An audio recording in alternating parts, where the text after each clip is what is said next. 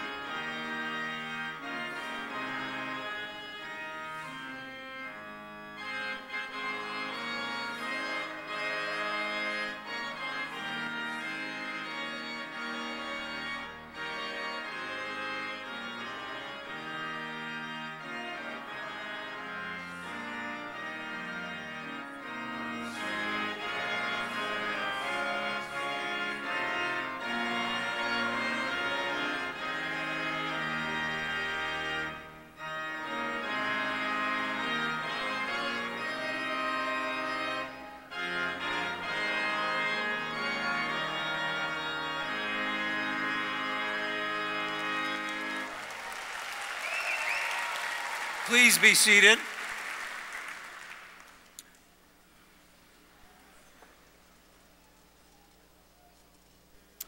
Welcome to the UT Southwestern Medical School commencement exercises for the class of 2019. We are very pleased to have everyone, degree recipients, families, and friends of the graduating students, honored guests, and distinguished faculty gathered here tonight for this happy and momentous occasion. If you have not done so already, please silence your phones and other devices as a courtesy to everyone present. This afternoon, each graduate received the academic hood that they are wearing tonight. The shape and colors of the hood signify that the graduate has completed doctoral studies in medicine, and each student was hooded by their mentor, a faculty member who has guided their development over the past 4 years. Tonight, our graduates will receive their actual doctoral degrees and their diplomas. From its inception, UT Southwestern has played a critical role in preparing the physicians who care for the population of the Dallas-Fort Worth area, Texas, and beyond. We are very proud of the fact that more than half of the physicians caring for people in North Texas communities were educated or trained at UT Southwestern. In addition to those graduates who become full-time clinicians, others become physician scientists and devote their lives to research, contributing to advances that improve the treatment and prevention of disease.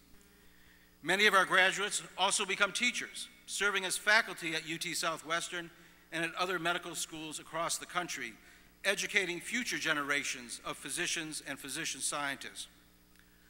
We take pride not only in the number of physicians UT Southwestern has educated and trained for the state of Texas, but even more importantly, in the quality of the education and training they have received. It serves as the foundation for the care they provide to patients throughout their careers. The class of 2019 has the distinction of being the first medical school class to graduate, having followed all 4 years of a new curriculum whose implementation coincided with their arrival on our campus. This new curriculum was developed to better prepare our students for the changing landscape of healthcare delivery and includes a much fuller integration of basic science and clinical education throughout the 4 years of medical school, an emphasis on teamwork and team-based learning, and providing students with specialized faculty membership. As a result, we know that our 236 graduates who will formally transition this evening to the privilege of the designation of physician are prepared to serve the needs of their patients, our community, and society over the course of their careers. At this time, I would like to introduce the front row of the platform party. I would ask each person to rise and remain standing when I call their name, and I also ask you as the audience to please hold your applause until the entire group has been introduced. Dr. Victor Zhou, our commencement speaker, is president of the National Academy of Medicine. We are honored to have him with us this evening, and I will introduce him more fully later in the program. Dr. Andrew Lee is the Executive Vice President for Academic Affairs, Provost, and Dean of the Medical School. He joined us in February, having been selected for this position as the result of a national search. So this is his first UT Southwestern Medical School commencement, but unlike our graduates, he will be doing this for many years yet to come. Dr. Lee is a plastic and reconstructive surgeon and an international leader in hand transplantation. He led surgical teams that performed the first double hand transplant and the first above elbow arm transplant in the United States. And his research has focused on tolerance strategy for such transplants to ameliorate the need for long-term systemic immunosuppression. Prior to coming to UT Southwestern, Dr. Lee was chair of the Department of Plastic and Reconstructive Surgery at Johns Hopkins University and has also been a member of the faculty in the past of Harvard Medical School and the University of Pittsburgh School of Medicine.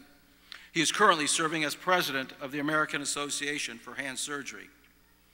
Ms. Amy Shaw Thomas currently serves as the UT System Interim Executive Vice Chancellor for Health Affairs. She is a graduate of UT Austin and of the UT School of Medicine, not today, School of Law, and she has worked for the UT System since 1997, serving in the Office of Health Affairs. The 6 UT System health institutions that she now oversees comprise one of the largest networks of academic medical centers in the country. In her previous position as Vice Chancellor for Academic and Health Affairs, she played a key role in working with the System Board of Regents, the UT System Chancellor, and executive officers. She has led UT System efforts to advance gender pay equity and diversify senior leadership across the UT System. She has been steadfast in supporting the priorities of UT Southwestern over the years. We are very pleased to have her with us tonight and appreciate the effort she made to be able to do so. Dr. Marvin Stone is a member of the Southwestern Medical Foundation Board of Trustees, and he will be presenting the Hogan Award on behalf of the foundation.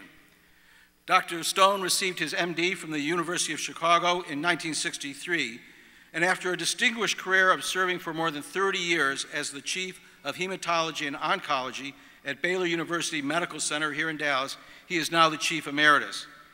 In addition to being an active clinician and physician leader, he published extensively on hematology and oncology and medical history. Throughout his career, he received numerous teaching awards from medical students, residents, and fellows, and so it is particularly apt that he is presenting the Hogan Award this evening. Dr. Kevin Kline is the current president of the Dallas County Medical Society, and he is with us tonight to continue the tradition of having the president of our County Medical Society administer the physician's oath to our new doctors at the end of this ceremony. He is especially pleased to have this opportunity to do this because he himself is a UT Southwestern alumnus, having graduated in 1981, and has spent his entire career as a member of the UT Southwestern faculty in the Department of Anesthesiology and Pain Management. In addition to teaching medical students, he has spent 15 years as the UT Southwestern counselor for the Honor Society Alpha Omega Alpha. Dr. David Russell is Vice President and Dean of Research and plays a critical role in both facilitating faculty research and ensuring it is carried out in accordance with all appropriate ethical and legal regulations. He has been a member of the UT Southwestern faculty since 1982 and is a professor of molecular genetics.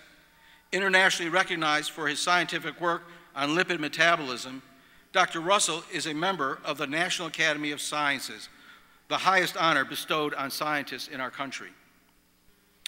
Dr. Andrew Zinn is Dean of the UT Southwestern Graduate School of Biomedical Sciences, and in that capacity, he oversees the education of more than 600 PhD students and 500 postdoctoral fellows, as well as supervising the chairs of graduate programs. He holds both the MD and the PhD degrees from UT Southwestern and has been a member of our faculty since 1996. He is a highly respected geneticist whose lab discovered the genetic basis of an inherited form of obesity, And more recently, his group identified the cause of a rare genetic disorder affecting multiple organs, including skin and the immune system. Dr. John Williamson is Dean of the School of Health Professions. He received his undergraduate degree in zoology from UT Austin and his doctoral degree in integrative physiology from the University of North Texas Science Center in Fort Worth. He trained at the Copenhagen Muscle Research Center in Denmark and completed a research fellowship in cardiology here at UT Southwestern.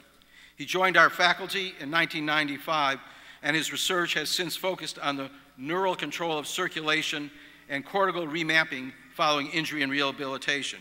He is a fellow of the American College of Sports Medicine, and as a distinguished teaching professor, he's especially interested in interprofessional education, healthcare teams, and student performance. Dr. Gary Reid is professor of internal medicine and serves as the headmaster of the 6 academic colleges within the medical school. He has played a key role in integrating the colleges into the new curriculum. He came to UT Southwestern in 1973 to begin medical school and has been here for the 6 years since. In addition to his position as headmaster, he served as the first chief quality officer at UT Southwestern from 2010 to 2016, and now serves as the associate dean for quality, safety, and outcomes education in the medical school. A highly respected teacher and physician, Dr. Reid has received numerous teaching awards over the years, and he was the first recipient of the Houghton Award for Clinical Excellence when it was established at UT Southwestern in 2009 to honor excellence in clinical care. Dr. John Warner is Executive Vice President for Health System Affairs. UT Southwestern faculty physicians provide care to more than 105,000 inpatients, 350,000 emergency room patients, and approximately 3 million outpatient visits annually. And Dr. Warner oversees our entire clinical enterprise of hospitals, clinics, and our faculty practice plan. An interventional cardiologist and professor of internal medicine, he previously served as the CEO of UT Southwestern University Hospitals, and prior to that, played a leading role in the design and construction of the William P. Clements Jr. University Hospital. He received his medical degree from Vanderbilt University and was a resident and chief resident in internal medicine here at UT Southwestern prior to completing a fellowship in cardiology and interventional cardiology at Duke University. He's the immediate past president of the American Heart Association, the nation's largest and oldest voluntary organization dedicated to fighting heart disease and stroke. Dr. Johann Deisenhofer came to the United States from Germany in March 1988 for a position at UT Southwestern as a professor of biochemistry and an investigator in the Howard Hughes Medical Institute. 9 months later, in December 1988, he and 2 of his former colleagues were awarded the Nobel Prize in Chemistry for their 1985 description through the use of X-ray crystallography of the 3-dimensional structure of the protein molecules responsible for photosynthesis. This discovery had important implications for understanding the fundamental role of proteins play in the human body. Please join me now in welcoming these members of the Platform Party.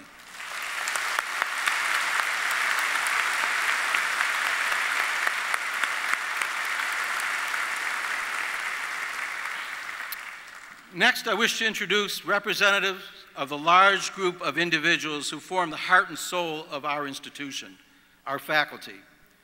The faculty is the ultimate source of UT Southwestern's strength, and their dedication and accomplishments bring renown to our city, to our school, and to the state of Texas. Through research, they create new knowledge that provides the basis for breakthroughs in the prevention and treatment of disease.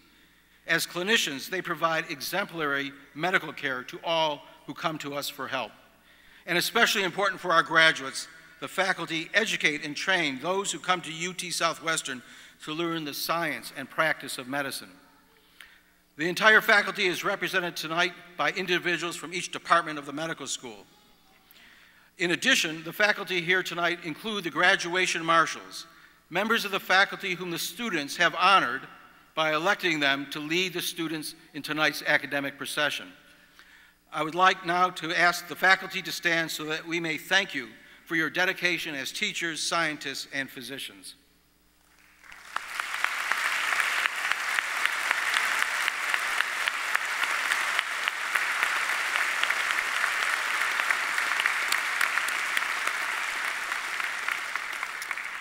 And finally, there is one additional group I wish to recognize. The students, more than anyone else, will appreciate the magnitude of this group's contribution over the course of their medical school experience. I'm talking about the Dean of Students, Dr. Angela Mahalik, Associate Deans, Dr. Jim Wagner, Shauna Nesbitt, Blake Barker, Melanie Solisto, and Ms. Susie Smith, Director of Student Life and the Brian Williams, MD Student Center. In addition to everything they do with such dedication to support our students throughout their 4 years of medical school, this group plays a special role during commencement week. With the help of their highly capable staff members, they work very hard to ensure that everything goes smoothly and that the entire graduation experience is a happy and enjoyable occasion for all students and their families. I would like to ask them to stand so that we can express our thanks for tonight and for their day in and day out commitment to the well-being of UT Southwestern medical students. Please stand.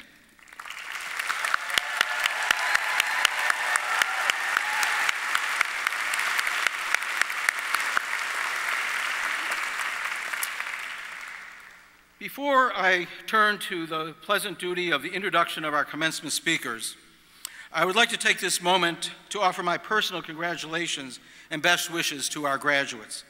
It seems a remarkably short time ago that I had the privilege of welcoming you to UT Southwestern on your first day at medical school. I know that in the 4 years since, you have each grown through a remarkable breadth and depth of experiences in the classroom and in your patient care activities, learning from your patients as well as caring for them. I hope that as you now enter the next important phase of your medical training, you will never forget the motivation that brought you to medical school. As a physician, you will have the privilege of helping patients and their families through some of the most profound life moments. You will witness and share heartwarming joy, but more often you will be there to guide patients with expertise and compassion at times acutely painful and periods of vulnerability. I can tell you from 4 decades of personal experience as a physician, you are offered gifts of trust and connection that few outside our profession will experience. When you are tired, and you will be, don't lose sight of the things that you enjoy about being a doctor. And I trust you will find the gratification and renewed energy from the thanks you will receive from your patients and their families. I urge you to always keep in mind that your colleagues are there to help you. And as we have become increasingly aware of the problem of challenge of physician burnout, you should never hesitate to seek support when you need it. As you already know, you are living in a time of exciting biomedical discovery that will transform our understanding of the causes of disease and our ability to treat, cure, and whenever possible, prevent disease. That also means that as much as you have learned up till now, it is only a fraction of what you will be learning in the years ahead through keeping up with scientific advances and ever-improving approaches to patient care, and most notably from your patients. I hope you will always be humbled and awed by the human capacity for hope, strength, and resilience that you will see in many of your patients, and that you will be motivated by their aspirations to ensure that they always receive the very best possible care from you and your colleagues. As each of you follows whatever path you pursue within medicine, I wish you the very best. I hope that your 4 years at UT Southwestern have deepened and strengthened the values and ideals that brought you to medical school, and that you will always be guided by them in the years ahead. It is now my very great pleasure to introduce our commencement speaker, Dr. Victor Zhou, whose career has made him a prominent figure in the international world of health affairs. He is widely regarded as a trailblazer in translational research, health innovation, and global health care strategy and delivery. And I would add, I feel very fortunate to have called him a friend of more than 3 decades. His international orientation stems in part from his personal experience. Born in Shanghai, he grew up in Hong Kong, and then moved to Canada to pursue first his undergraduate and then his medical degree at McGill University. He then came to the United States to pursue internal medicine residency and specialty training in cardiology at Harvard Medical School and the Brigham and Women's Hospital. Upon completing that training, he joined the faculty. Some years later, he was recruited to Stanford, where he served as chairman of the Department of Internal Medicine, only to be recruited back to Boston to serve as the chairman of the Department of Internal Medicine at the Brigham and Women's Hospital, where he was also physician-in-chief and director of research. Throughout this period and throughout his career, he has maintained a very active research program, and his work is credited with laying some of the foundations for the development of angiotensin-converting enzyme, ACE, inhibitors, which today are used throughout the world for the treatment of high blood pressure and heart failure. In 2004, he was appointed Chancellor for Health Affairs at Duke University, as well as President and CEO of the Duke University Health System and the James B. Duke Professor of Medicine. During his tenure at Duke, he was the guiding force in establishing the Duke Translational Medicine Institute, the Duke Global Health Institute, and the Duke National University of Singapore Medical School in Singapore. After 10 years in that leadership role, Dr. Zhou was named president of the National Academy of Medicine, which has given him an even broader platform for his leadership. Along with the National Academy of Sciences and the National Academy of Engineering, the National Academy of Medicine was created to provide independent, objective advice to the national government and the American people on matters of science, technology, and health. Under his leadership, the National Academy of Medicine has issued important reports and created active action collaboratives on topics such as clinician well-being and resilience, the U.S. opioid epidemic, and human gene editing. As you might imagine, Dr. Zhou has been the recipient of numerous honors and awards, and among these, most recently, is being named an honorary citizen of Singapore, the highest recognition bestowed by that country's government. We are very pleased and honored to have Dr. Victor Zhou as our commencement speaker. Please welcome him.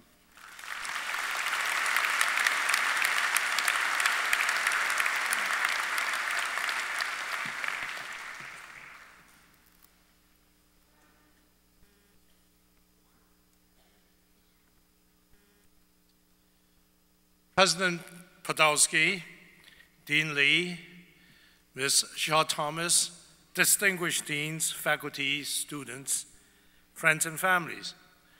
It is a great honor for me to be your commencement speaker today. But class of 2019, today is a great day. It's your day of celebration. Let me be among the first to welcome you to this honorable medical profession. You work hard, you deserve to celebrate. So congratulations to you, to your parents and your loved ones who've given unwavering support, encouragement, and guidance to get you here. So let's have a round of applause for all of you.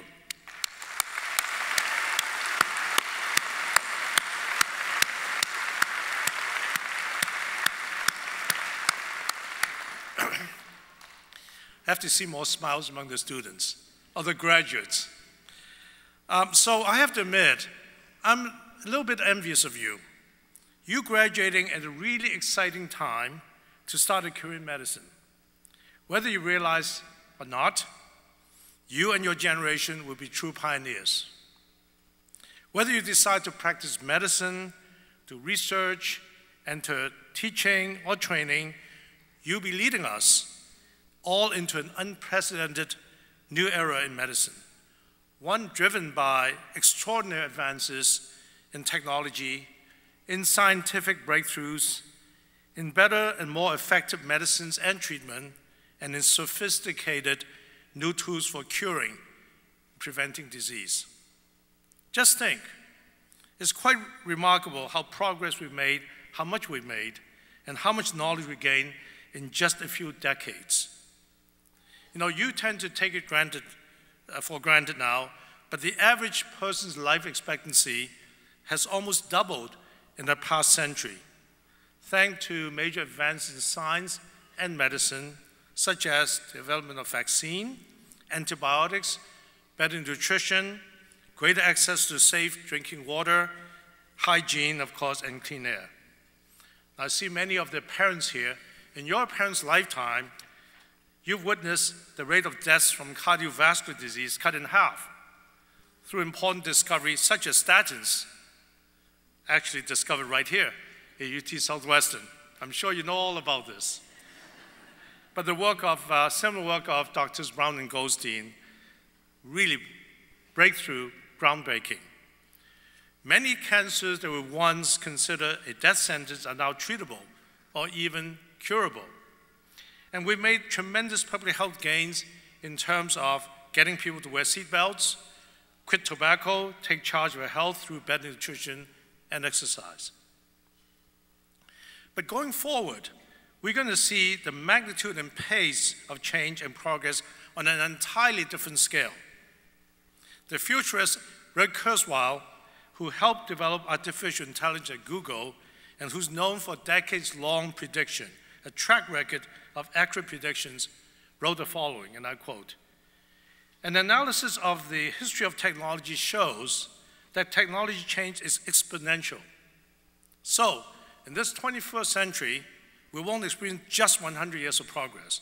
It will be more like 20,000 years of progress at today's rate," end of quote. Now, in case you wonder, I would say that the groundwork for this rapid transformation is already being laid by the impressive scientific achievement in this past decade. Consider now we can sequence the whole human genome for $1,500. Cancers can be individually studied and sequenced so that you can identify specific gene mutation that can lead to more rational and target drug therapy. And furthermore, new immunotherapies, another Texas discovery, have helped patients harness their own immune system to fight their own cancer, leading to cures. And of course, we're now in the cusp of using gene editing tools, such as CRISPR-Cas9, to cure or prevent devastating genetic disease, such as Huntington's and cystic fibrosis. In addition, we're increasingly capturing data in real time, and I believe one day you'll be basing your clinical decisions on a wealth of big data that identifies what works and what doesn't work, and more accurately and precisely than ever before. And finally, artificial intelligence is going to transform all areas of health and medicine, from image interpretation to drug discovery to clinical decision support. And more sophisticated computers will not only allow you to analyze huge amount of data more quickly, but through machine learning, they'll also be able to learn and improve, and therefore automatically get even better, faster, and more accurate. What's more, advances in technology combined with growing ability of data will democratize healthcare, allowing patients to play a bigger part of role of taking care of themselves and make informed choices. This is simply breathtaking. Aren't you getting excited? All right. But, that's better. But, as incredible as all these events sound, they should raise a lot of questions too. Questions that are important to our patients and society, questions that matter to us as providers of care. For instance, will robots equipped with AI ever be better than we humans at connecting with patients? And what precious relationship might we lose?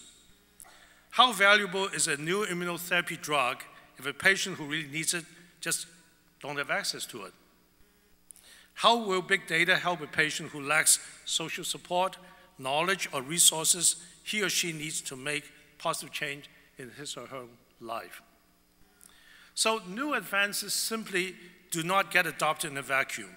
There's a whole set of implications and consequences that must be considered first for patients, for healthcare providers, and indeed for all of society. Our role, your role as health professionals, is to understand these advances, embrace change, apply them effectively and appropriately, and watch out for unintended consequences. You're the ones who have to incorporate all these changes into your daily practices, and you are responsible for making sure that your patients benefit. And indeed, you must also examine the ethical, societal issues that all these change will bring about. So today, I want to emphasize the importance of social responsibilities of being a healthcare provider. So I sincerely believe that these advances in science and technology will revolutionize health and medicine, but we must not be mesmerized with science and technology for technology's sake. We must put them to use to advance the well-being of the people we serve. Importantly, we must not forget the less fortunate. We must ask, will every patient who needs a new medicine or technology have access to it?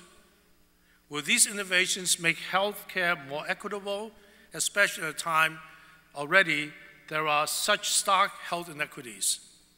For every new innovation and technology in health, we must not only raise these questions of efficacy and safety, but also the larger issues of affordability, access, and equity.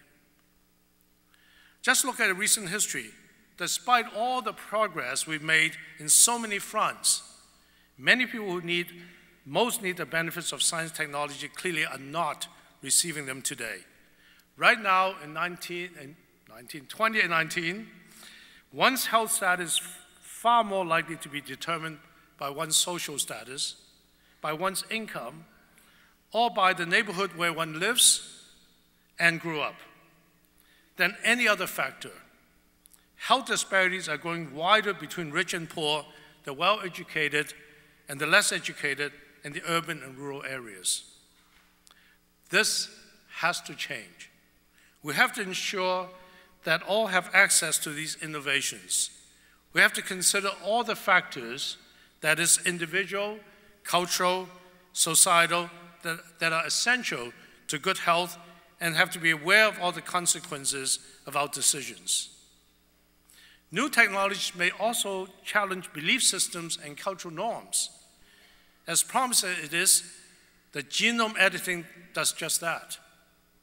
Many find the possibility of the clinical use of genome editing very exciting, particularly editing embryos, because it may lead to cure and prevent diseases.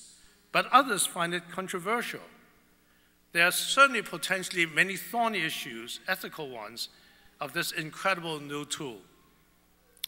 For example, the use of genome editing in embryo to prevent disease has implications that extend far beyond one individual. It produces genetic alteration that will be passed on to all subsequent generations, permanently affecting the genetic makeup. Of concern, of course, is genome editing technology may be used for human enhancement.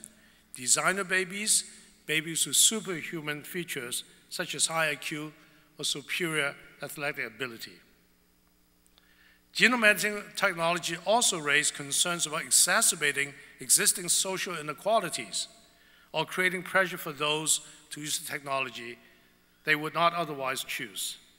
So it is really important for us and society to have open, honest discussion on all these issues.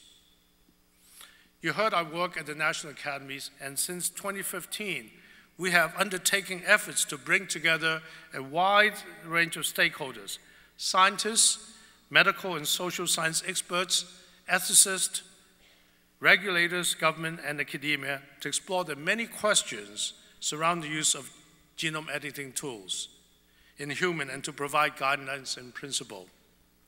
So I think at this point there's general agreement that it would be irresponsible to proceed with any clinical use of heritable germline editing at this time until there's further evaluation of potential benefits, risk, oversight, and even then, only for compelling reasons in the absence of reasonable alternatives.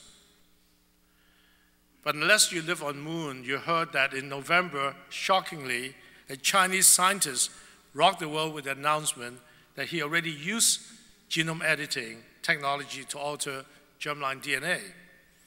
These in healthy human embryos, which result in the birth of twin babies.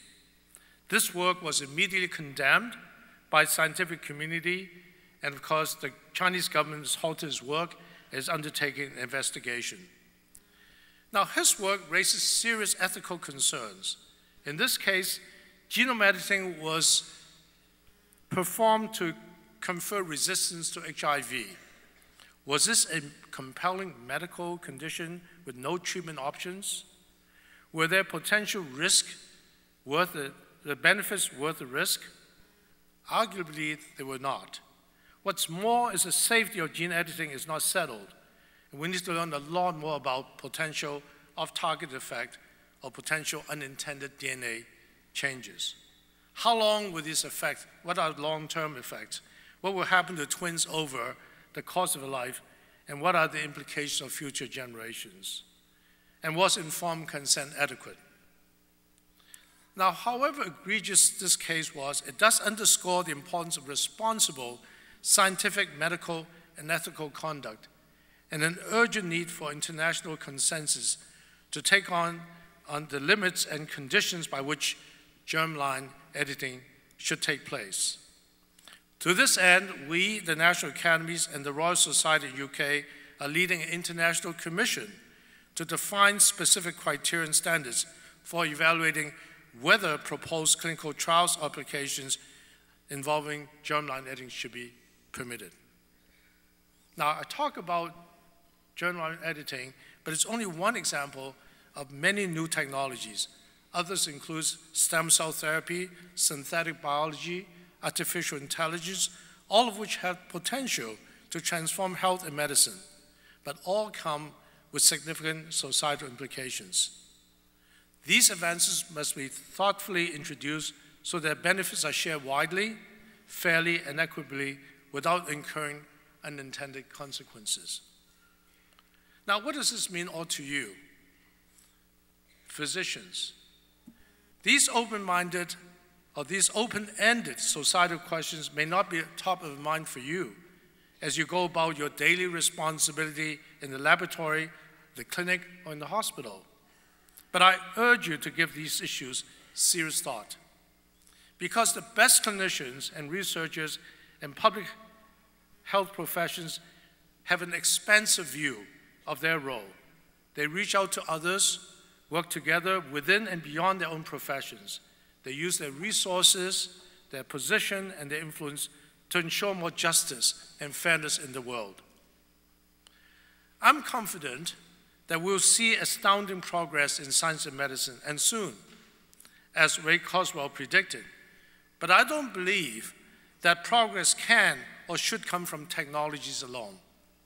Technologies can aid you greatly, and they are simply tools, not inherently good or bad. Progress will come from technology when technology is applied in a thoughtful, effective, and socially conscious way. Indeed, no technology will ever be able to substitute for the compassionate you. Only you can provide your patients with wise counsel based on evidence, knowledge, and experience. And only you can give your patients the attention, care, and commitment they need and deserve. As the late pioneer brain surgeon Harvey Cushing once said, and I quote, "If physicians are obligated to consider more than the diseased organ, more even than whole man, he must view the man in his world," end of quote. As you embark on a career in health, biomedical field, you need not only have a lot of education skill experience, you also need to develop a strong social consciousness. You need to do everything possible to be sure that everyone can attain the best health and have access to the best available treatments. And you need to guard against those who would put profit and convenience before people's well-being. I know it's a tall order. It won't be easy, but your unwavering commitment to these principal values is absolutely essential. With your actions and words, you'll be shaping the future, not only of health and medicine, but of our society. You know, Hippocrates, besides a famous oath, also have some pretty wise words for you. And I quote, "Wherever the art of medicine is loved, there's also love for humanity," end of quote. So let us never let our love of progress in science technology outweigh our love of humanity. Indeed, helping our patients and our society should always be the most important measure of progress in the first place. Let that be your guide, and you will surely steer health and medicine towards the right side of history. So once again, let me congratulate you and welcome you to this wonderful career that you have chosen. I know your future patients will be in good hands, and I'm confident because of you, our society will be too. Congratulations, good luck, and Godspeed.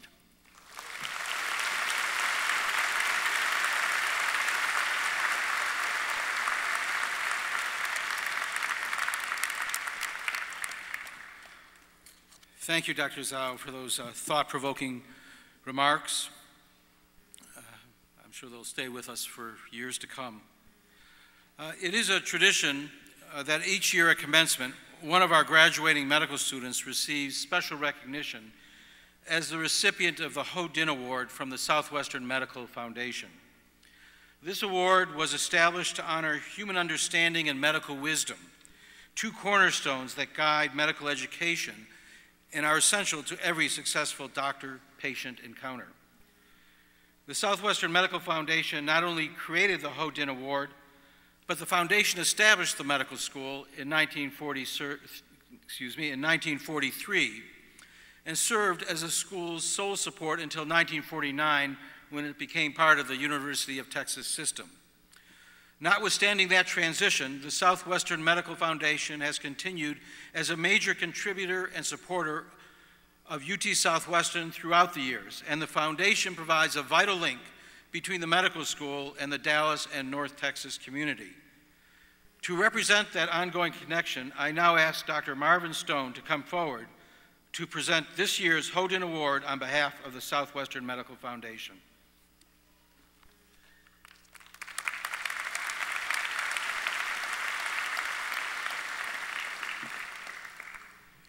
Thank you, Dr. Podolsky. Congratulations to the new graduates and to their families. And to their families.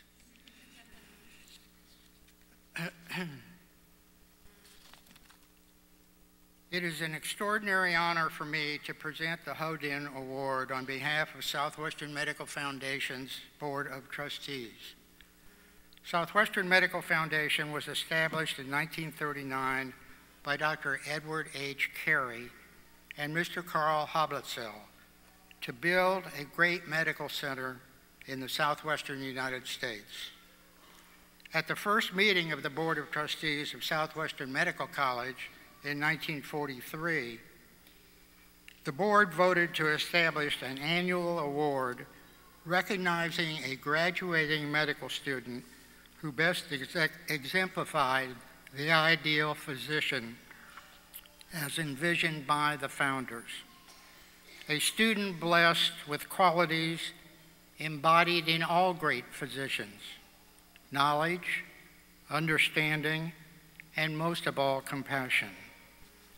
Hogan stands for the spirit of medical wisdom and human understanding. The Hogan Award is the foremost honor bestowed by the Southwestern Medical Foundation. Recipients of the award manifest a deep concern for the welfare of others and a boundless commitment to alleviate suffering. In looking over the list of previous Hogan winners, this award has been an accurate predictor of success for distinguished careers in academic medicine, clinical practice, or both. While only one student is chosen for the Hogan Award, I want to emphasize that every student who will receive the MD degree tonight are all being recognized as graduates of one of the finest medical schools in the world. It is a privilege to tell you about this year's winner, Bethany Mckenzie Warner. Bethany is a native of Plano, Texas. As she grew up, she was repeatedly inspired by her family to become a physician. She attended the University of Texas at Dallas, where she graduated magna cum laude in biology in 2015. During college, Bethany served as captain of the UT Dallas NCAA volleyball team, for which she was recognized as Distinguished Scholar Athlete and Academic All-Conference. She mentored high school seniors and volunteered for the Dallas Court-appointed Special Advocates Program. Her senior capstone project at UT Dallas focused on characterizing the scope of burnout in pre-med students. At UT Southwestern, Bethany has maintained an outstanding academic record while distinguishing herself through leadership activities, mentorship, research, and an unwavering commitment to the underserved community in Dallas. Bethany has completed several research projects, including one investigating cases of cutaneous presentations of metastatic ovarian cancer. She also developed, evaluated, and nationally presented a curriculum module for the obstetrics and gynecologic clerkship on contraception. Bethany is an academically gifted student who has demonstrated extraordinary clinical skills, initiative, teamwork, and compassion. Her performance during the clinical years has been repeatedly praised by attending physicians and classmates alike. She achieved a perfect 4.0 grade point average and was elected to Alpha Omega Alpha Honorary Society her junior year, serving as co-president. After graduation, Bethany will begin her residency in obstetrics and gynecology in Dallas here at UT Southwestern. UT Southwestern is proud to count Bethany among its distinguished alumni, and Southwestern Medical Foundation is pleased to count her among its Hogan winners. Bethany, would you please come forward to accept this award? Where is she?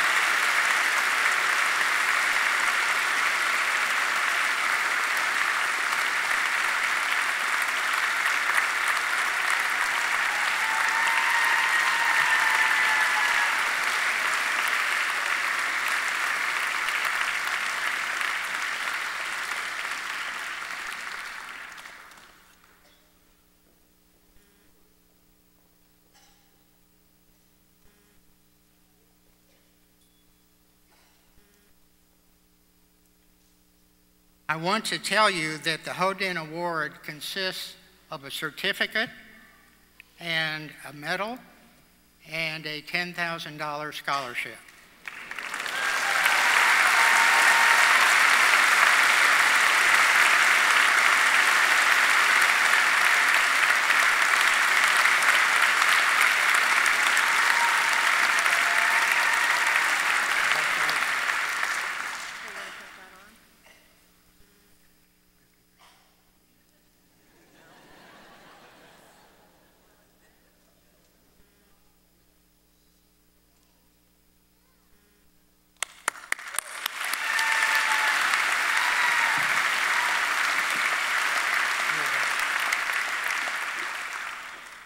Thank you, Dr. Stone. Class of 2019, it has been an absolute honor to do this journey with you guys. I'm so humbled to receive this award because I know how great each and every one of you are. Thank you to my family, my mentors, and of course the Southwestern Medical Foundation. Congratulations, class of 2019, we did it.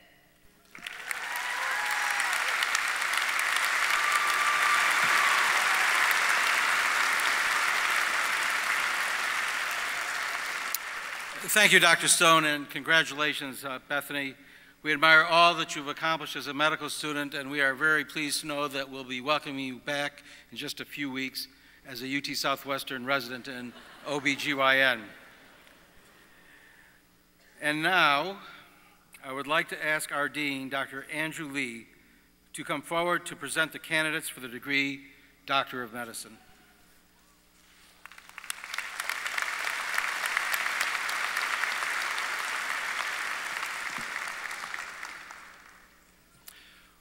Will the candidates for the degree of Doctor of Medicine please stand?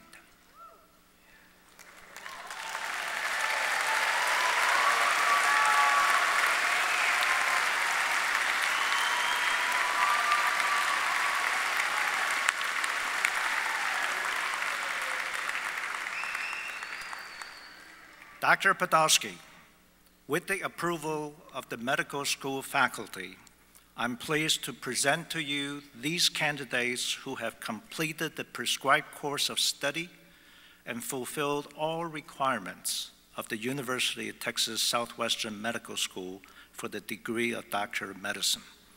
They are therefore recommended for this degree.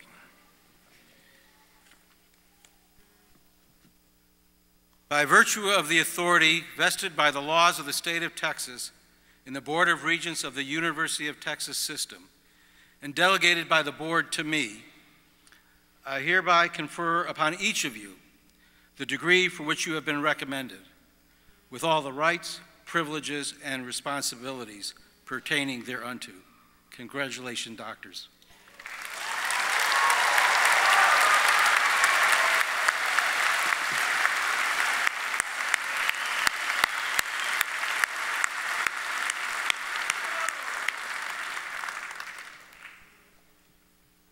Please be seated.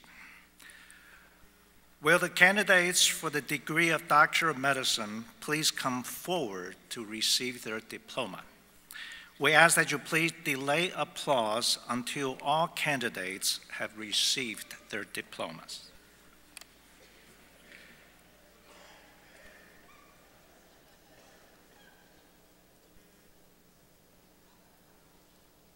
Omar Abdul Baki.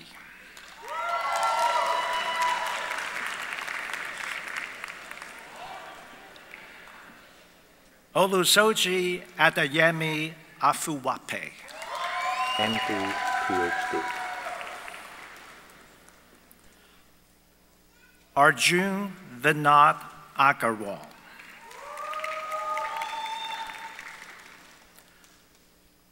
Muhammad Rakibu Akhtar.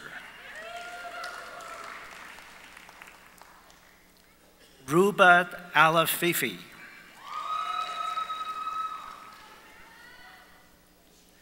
Eleanor Allen. Van Caden Andre.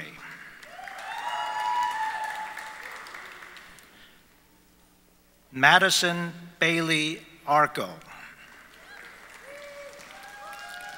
With distinction in research,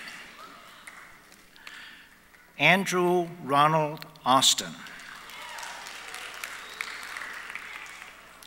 Ramya Buli Jaipali, with distinction in global health. Stephanie Barata.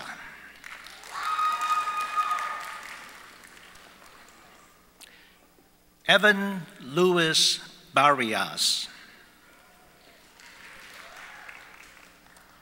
Miles Batty.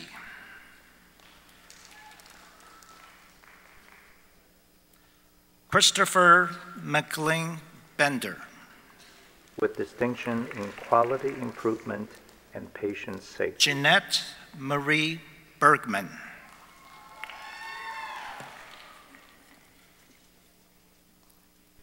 Neil Bong. Mitu Manu Batitiri. Andrew Thomas Bitterman, with distinction in quality improvement and patient safety. Shivani Bindal. Trey Christopher Bowen. Dustin Craig Buller.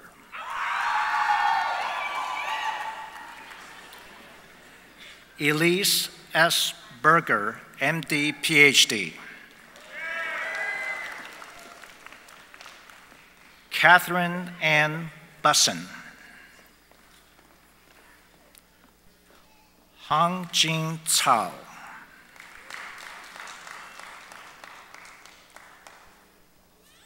Macy Brooke Cartwright. Cameron Alyssa Casson. Kathy Long C. Chang. Wang Ting Chang with distinction in quality improvement and patient safety. Shamtan Chimerla. Philip R. Chang, MD, PhD. David Cho. Michael Sean Chung. Tara Lowe Clark. Devin Marie Kline. Elizabeth Cochran.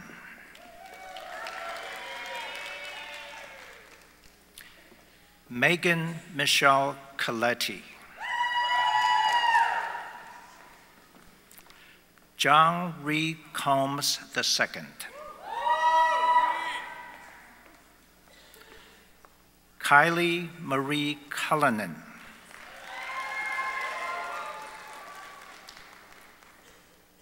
Nicole Ann Dawson. Van Tran Dang. Jackson Walter Deere.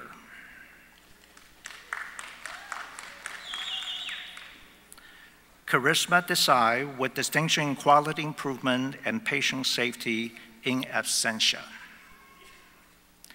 Dakota Allen Deutsch.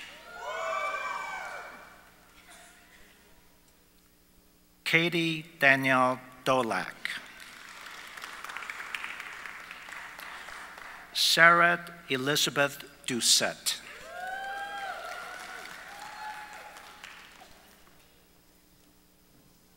Clayton Douglas in absentia. Jessica Ann Eastman. Graham Reed Ellington.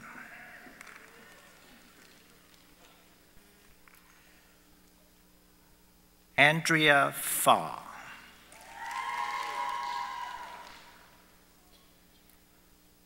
Juan Gerardo Favela. Stephanie Flores Pollack.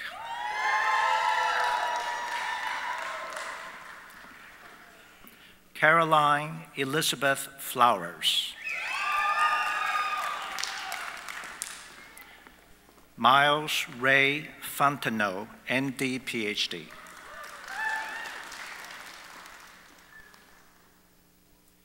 Shivani Mangarish Gaitande, with distinction in medical education. Anisha Priya Ganguly.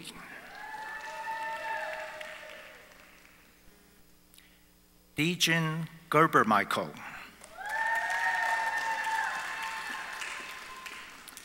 Sheila Rena Goku.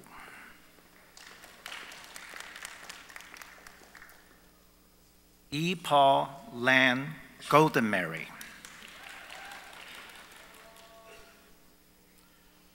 Michael Xavier Gonzalez. Simi Gotewal.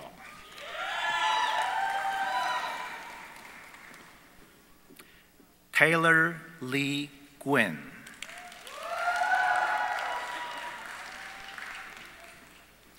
Nicholas Troy Gurney.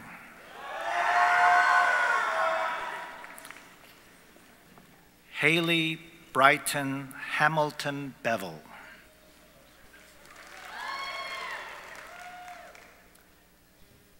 Amrita Hans. Janine Siham Hassan.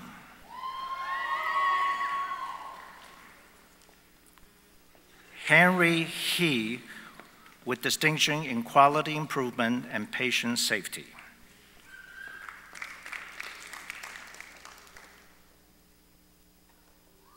David Nathan Hanneman.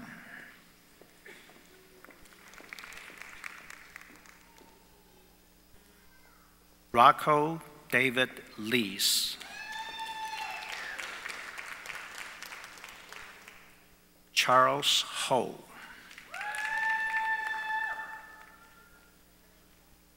Vin Ho.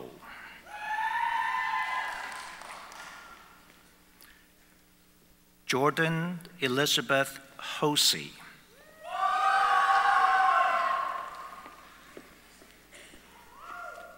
Jing Hu.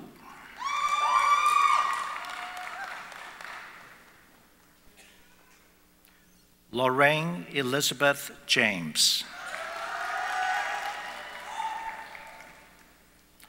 Alice Jing with distinction in global health.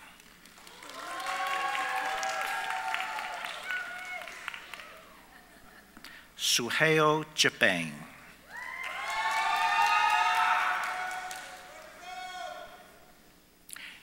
Sharon Zhang.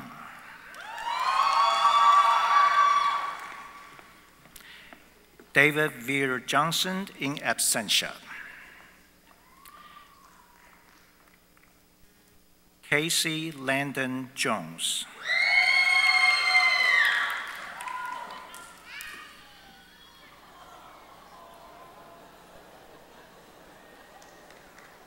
Luis Alberto Juarez.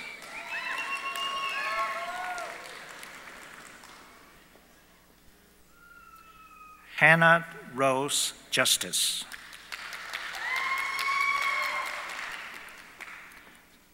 Samar K-Fan with distinction in research.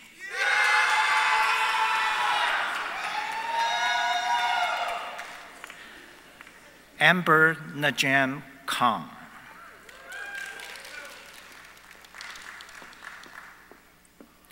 Omar Kolaki.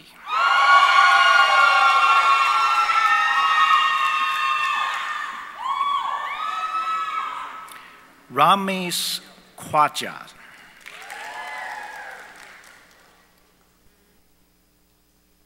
Benjamin J. Kirby.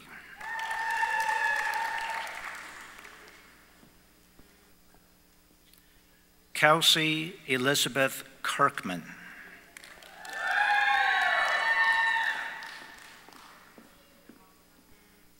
Kelly Ann Kaiser with distinction in research.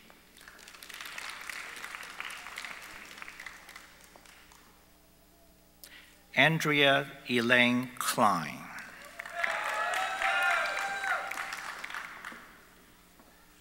Conrad E. Kerper.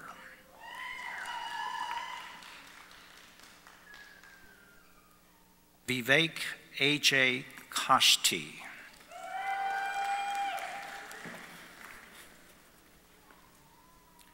Swetha Kotem Raju with distinction in quality improvement and patient safety.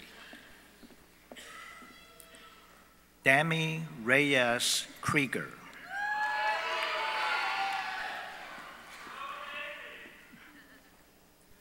Rohan George Kulagera.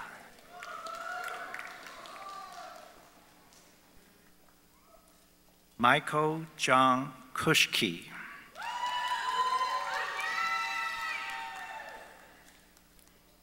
Jenny Wang Lau with distinction in research. Kelly Elizabeth Lawson with distinction in research. Parker Rafe Lawson.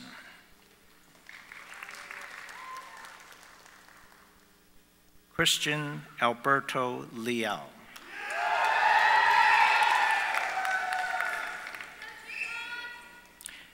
Jessica Christine Lee.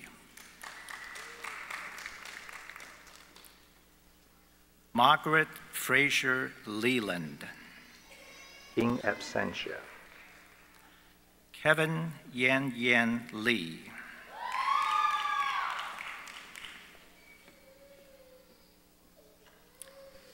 Anna Bella Luke in absentia. Emily Teresa Lucas.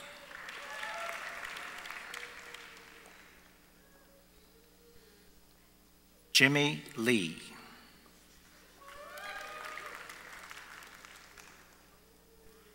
Reid Macy.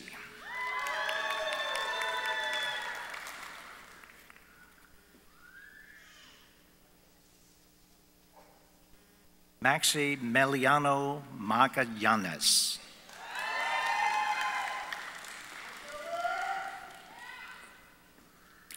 Tyler Richard Mange.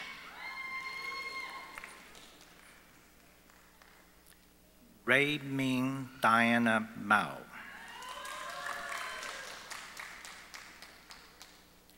Naveen Nazarali Maredia.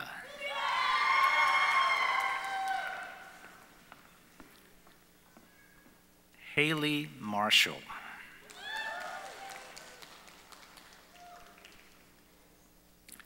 Marco Antonio Martinez.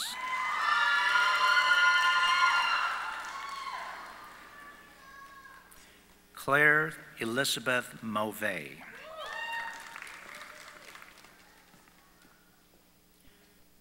Max McAllister.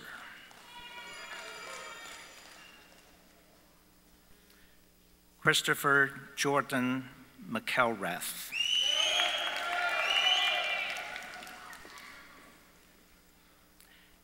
Kinjal Mukesh Mehta with distinction in research. Daniel Mejia.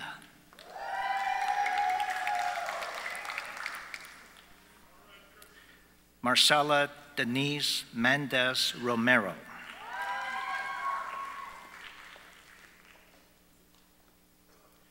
Dorian Blue Mendoza.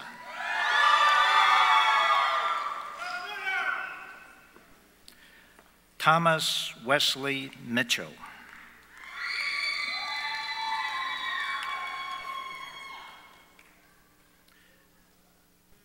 Michaela Frederica Christina Modine.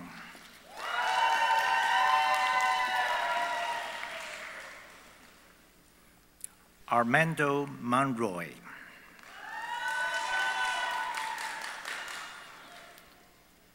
Derek Paul Mora.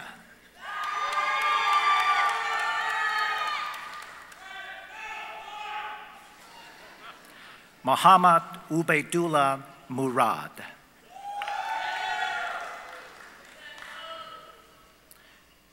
Kristen Lynn Murphy.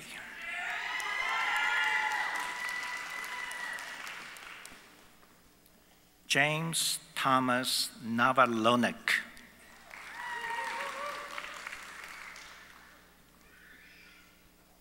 Ming Fong Andrew No.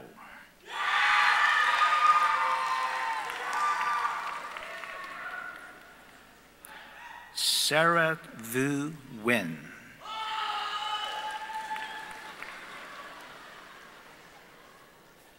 Tuan Quoc Nguyen.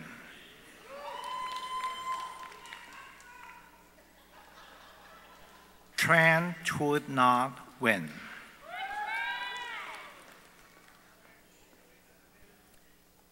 Vanessa Annette Norris.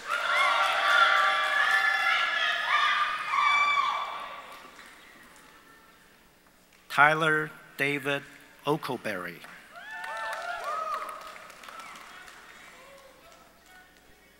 Franklin Olumba.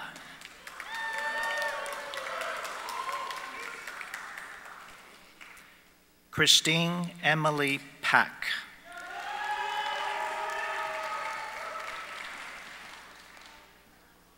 So Yoon Park.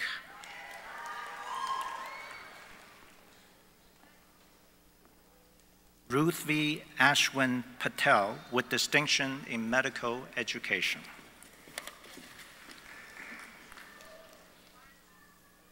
Shavali Atukumar Patel.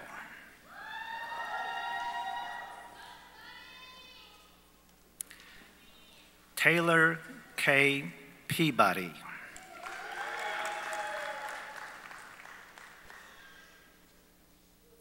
Calvin Kai Ming Fo.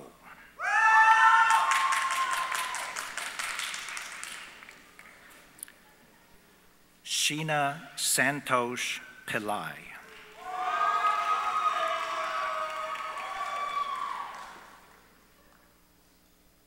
Emily S. Pinarbasi, MD, PhD. Sydney Nicole Pinch.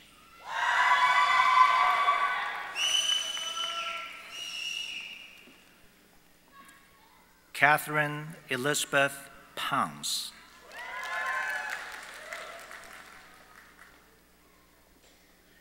Pooja Prabhakar.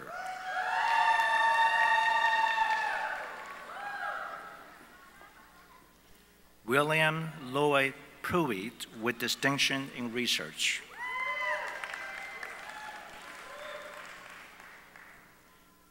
Priya Latha Raja.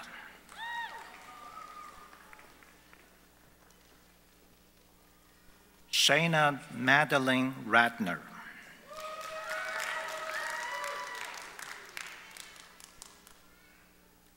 Rohit Sarasani Reddy.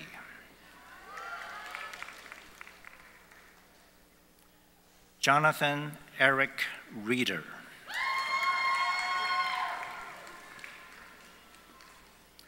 Courtney Barbara Ritchie.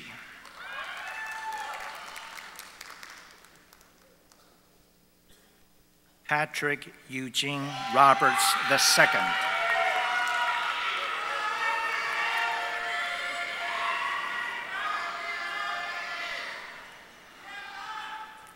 Ryan David Robinson.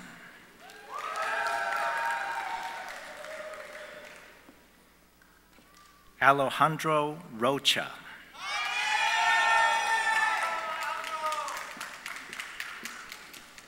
Danielle Nicole Rucker with distinction in research.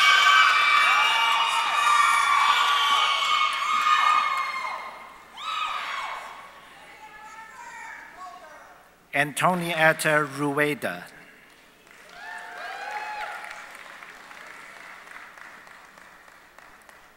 Shansuki R. Sakurai in absentia. Shayanit Sasi Panganan. With distinction in research. Alvin John Sahat with distinction in research.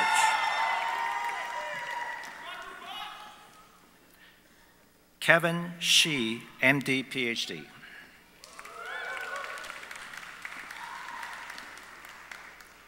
Ganjan Singh.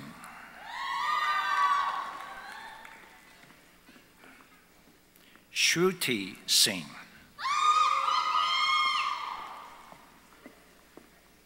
Mark Thomas Sunderman.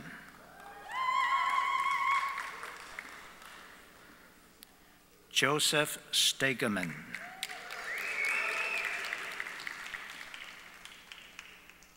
Megan Elizabeth Herman Still with distinction in global health.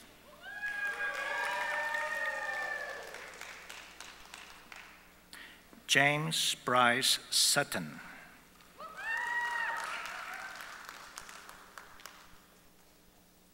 Brittany Nicole Talamantes.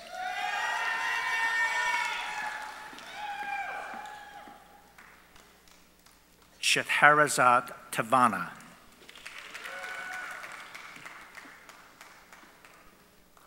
Joseph Jack Tijan.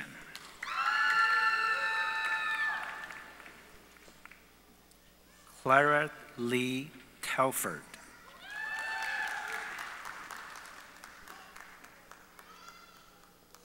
Panayotis Christos Theodoropoulos, MD, PhD. Ariane Scott Thomas with distinction in quality improvement and patient safety. Rachel Elizabeth Thomas, MD, PhD.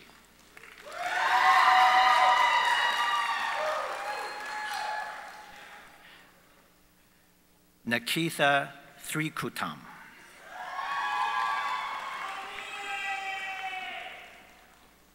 Corey Catherine Timmerman.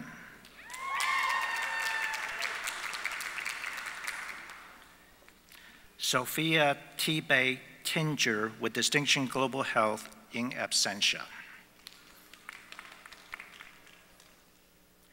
Anna Vandimovna Tomkis with distinction in research.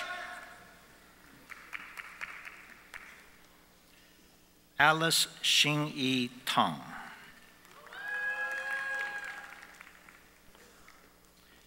Matthew Vung Phu Tran with distinction Quality Improvement and Patient Safety. Min Nat Do Tran.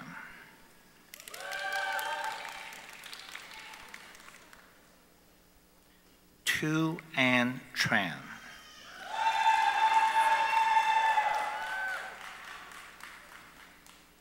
Lukshi Yu Trivedi.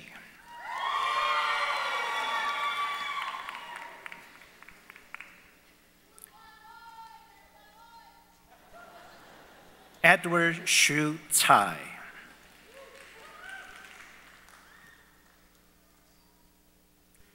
Puya Mastava Vakilian.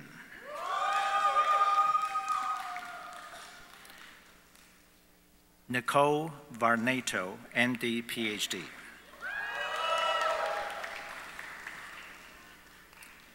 Marcos Daniel Villarreal.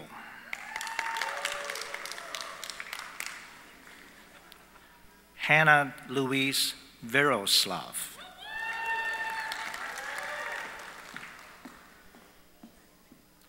Yuri Volnov, Jr. Luna Vorster. Suchith Vipala.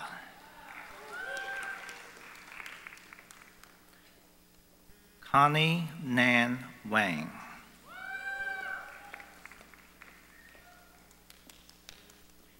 Jenny Wan.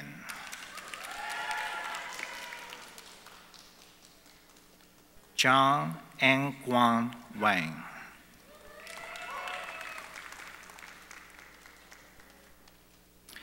Christopher Norris Warren.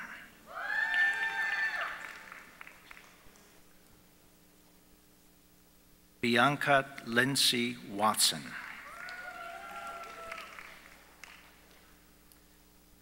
Patrick Yulei Wen.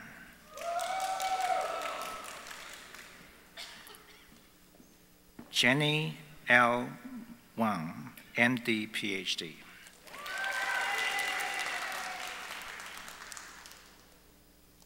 Bethany Mckenzie Werner.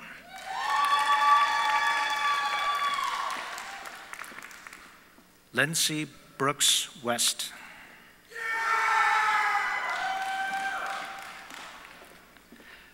Cody Blaine Wolf.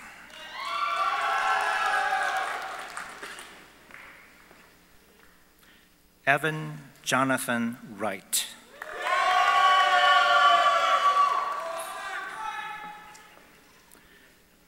Eva May Wu.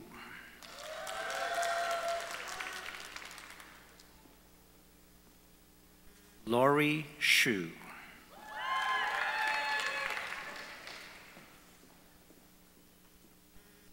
Kevin Wei De Yan. With distinction in research. Lysandra Yuan Lin Yan.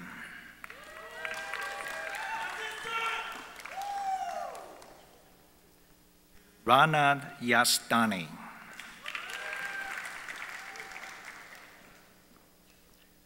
Alan Yan.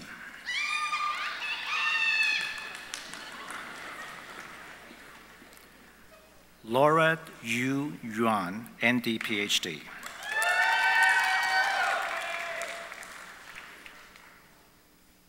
Audrey Elizabeth Zeiss.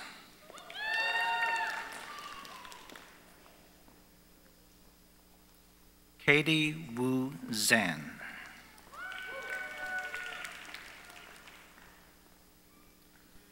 Chelsea Manching Zhang.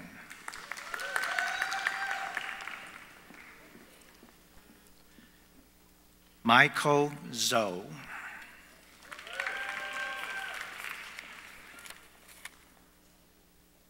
And Luke Zhou.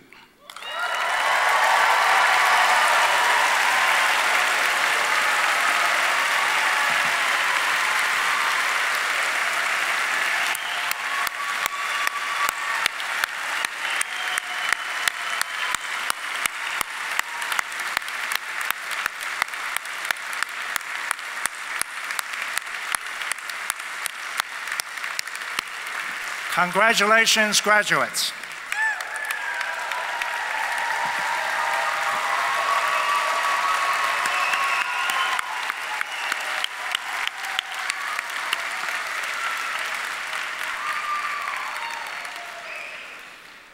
Dr. Kevin Kline will administer the physician's oath to the graduating medical students. For those in the audience who wish to read the oath as it is recited by Dr. Kline and the graduating students, and to any physicians among the relatives and friends of tonight's graduates who wish to renew their vow, it is printed in the commencement program following the pages listing the names of the graduates. Dr. Kline.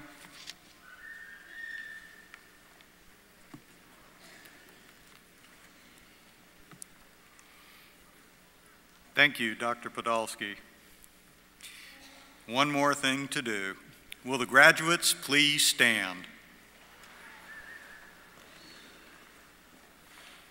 Raise your right hand and repeat after me. I pledge the following as an expression of the spirit in which I will strive to practice medicine.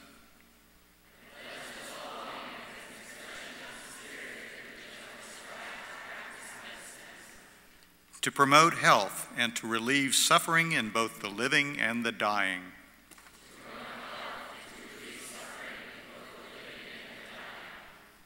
To approach all my patients with integrity, candor, empathy, and respect.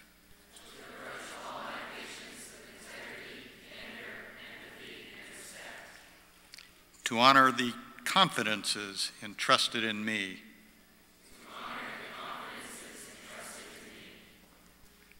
To be a student and teacher always. And to remain conscious of my limitations. To place the welfare of the patients above personal gain.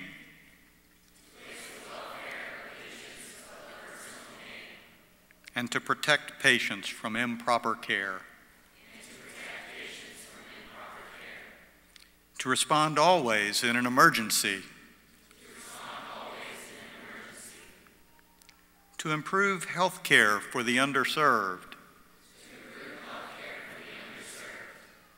And to work to change those conditions in society that threaten the health of the community.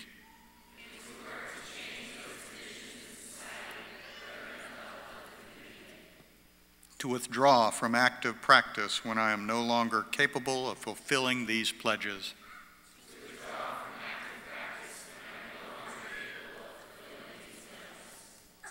And to keep the promise of Hippocrates, above all, do no harm.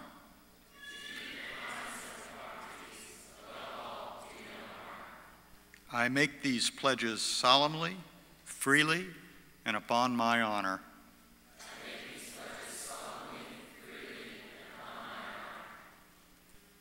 You may be seated.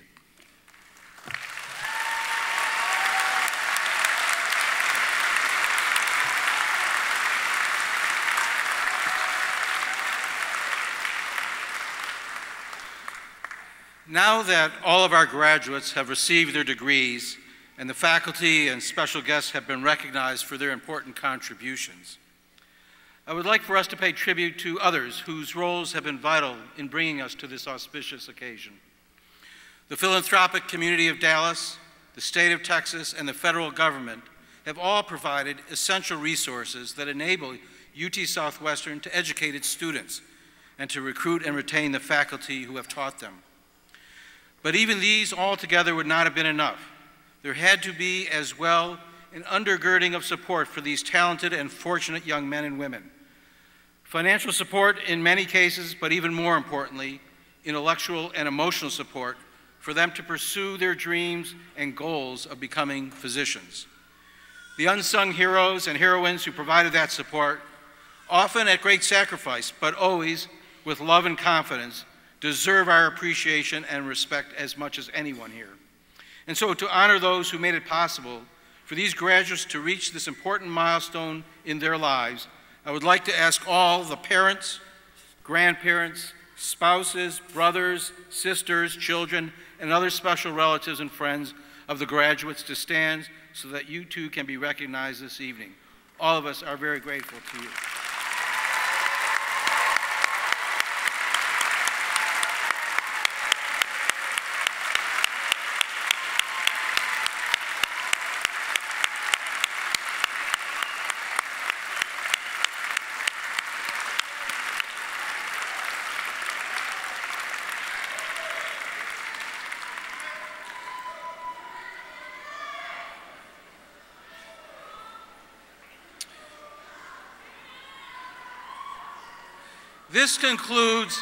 This concludes our commencement ceremony. As our new graduates depart, I know that they, like their predecessors, will bring honor to our school and to the profession of medicine. To the graduates, our newest alumni, and to your family and friends, UT Southwestern extends sincere congratulations and our very best wishes. Good evening.